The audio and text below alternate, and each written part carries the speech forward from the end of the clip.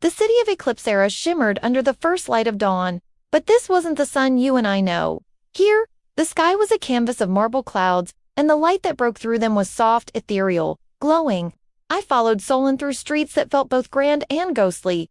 Floating lanterns drifted aimlessly, their light dim. Cracked statues of whimsical creatures stood silent watch. Faintly, on the breeze, I could hear them, ...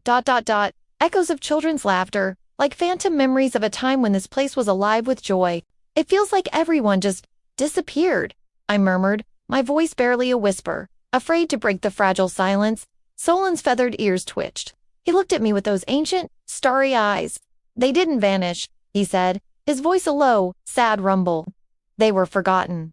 As we walked, I noticed something wrong. The beautiful soft glow that always surrounded Solin was ... fading. His magnificent fox-like form seemed less solid, his celestial feathers flickering like distant stars about to burn out. He tried to hide it, putting on a brave face, but then he coughed. Not a normal cough, but a puff of glittering starlight dust that scattered into the air and vanished. Solin, what's happening to you? I asked, rushing to his side. He sighed, the sound like rustling leaves. My energy, ... It's tied to the heart core of Eclipsera as it weakens. So do one, he explained, that every being in this dream world, every creature, every shimmering light, was powered by a child's belief. Without it, they fade. We are born from imagination, he said, and we disappear when that imagination dies. My heart ached for him. I didn't want him to fade. I looked at him, truly looked at him, and tried to pour all my wonder into my words. You look like a fox made of galaxies, I said, tracing his form in the air with my finger, a constellation with a tail made of comet dust. For a breathtaking moment, it worked. The light around him flared brightly, a brilliant, warm gold. His form solidified, and his eyes shone with renewed power. He looked surprised, then smiled a weak but genuine smile. My words, my creativity, had literally fed him. It was the first time I understood, in Eclipsera, imagination wasn't just an idea, it was life, it was power. Solin, bolstered by that brief surge of energy, led me toward a new part of the city. He called it the City of Whispers, and the name was perfect. As we entered a maze of crystalline archways, the air grew thick with voices. They weren't loud or clear, but soft, drifting echoes that floated around us like motes of dust in a sunbeam. Remember me? One whispered as it passed my ear. Don't stop drawing, sighed another. I wanted to fly. A child's voice pleaded softly. These were the echoes of forgotten dreams. The last remnants of aspirations left behind by children who had grown up and stopped believing. I listened, my heart heavy, as the symphony of lost hope swirled around me. Then, one voice cut through the others. It was faint, but I knew it instantly. It was my own voice, from a long, long time ago.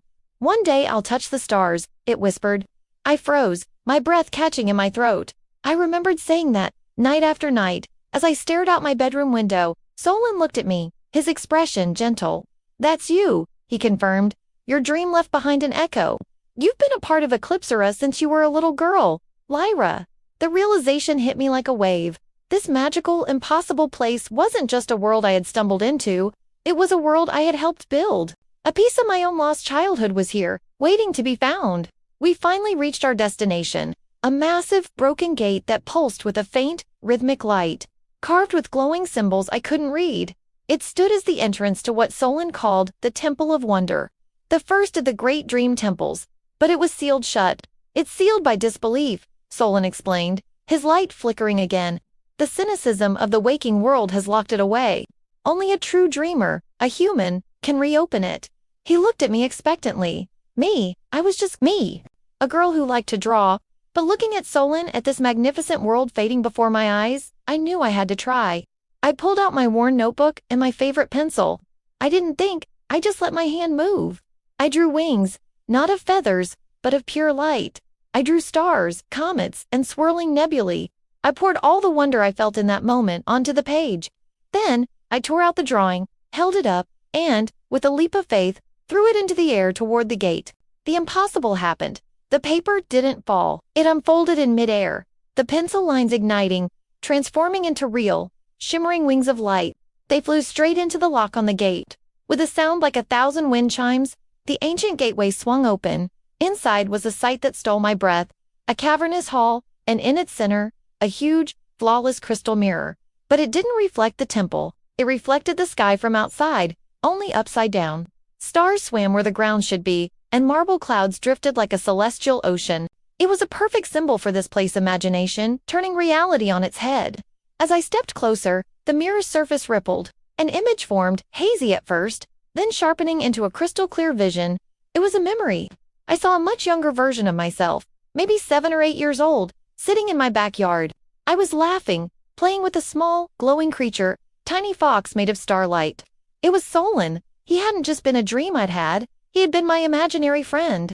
My best friend. Tears welled in my eyes. I turned to him, my voice thick with emotion. "I thought I made you up." Solin's smile was the warmest thing I had ever seen. "You did," he said softly. "That's how I was born." In that moment, everything clicked into place. Our connection? The reason I was here. It was a bond forged in childhood belief. But our heartwarming reunion was cut short. A sudden darkness fell over the temple. A monstrous creature made of writhing shadows and chilling whispers burst through the entrances. Shadow drift, sent by no instinct took over. I grabbed my notebook. "Stay back!" I yelled, sketching frantically. I drew a shield, imagining it made of the same light as the temple gate. I threw the drawing at the monster, and a glowing barrier erupted in front of us, absorbing the shadow's attack. Solin leaped into action, blasting the creature with bolts of starlight. But each attack left him weaker, his light dimming dangerously. He was fading fast. I knew I had to do more. I couldn't just draw things into existence. I had to share my belief, my energy.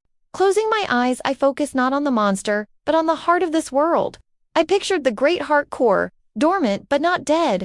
I imagined it glowing, pulsing with life, with the dreams of every child.